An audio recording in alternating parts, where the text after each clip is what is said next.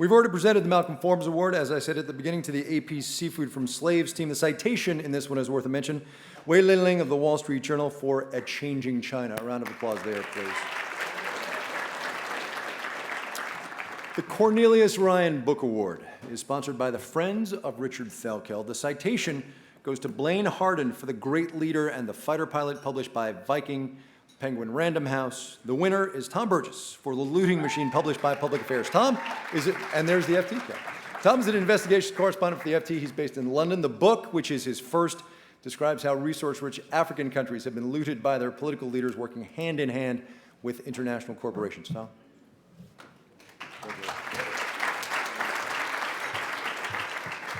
Thanks very much indeed. In Nigeria, where I used to live, they have one of the biggest oil industries, pumping out crude to fill tanks all over the world. They have enormous quantities of natural gas, but they have a pitiful amount of electricity themselves. They have about enough electricity to power one toaster for every 44 people. And for a long time, the company that was theoretically in charge of providing electricity to Nigerians was called the National Electric Power Authority, or NEPA, N-E-P-A, but universally known as Never Expect Power Anytime. And a few years ago, as part of a big reform idea, they got rid of NEPA and they introduced the Power Holding Company of Nigeria, or PHCN. And pretty quickly that became known as Please Have Candles Nearby, or my favorite, Problem Has Changed Name.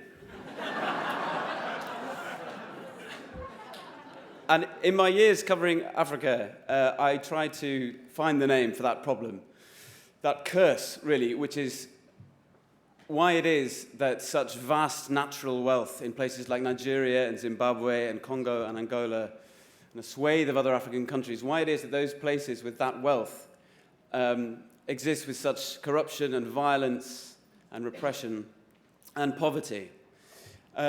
And the name I ultimately came up with was the looting machine. And it's a machine that, yes, has engines in those African countries, but has crucial cogs here in Manhattan, in Wall Street, in the City of London, on Queensway in Hong Kong.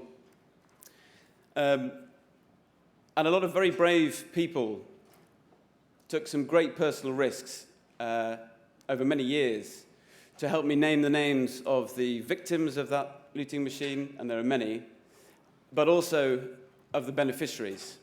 And it's absolutely heartening, and I'm delighted that the OPC has decided that those stories that those brave people told are important and that we should listen to them.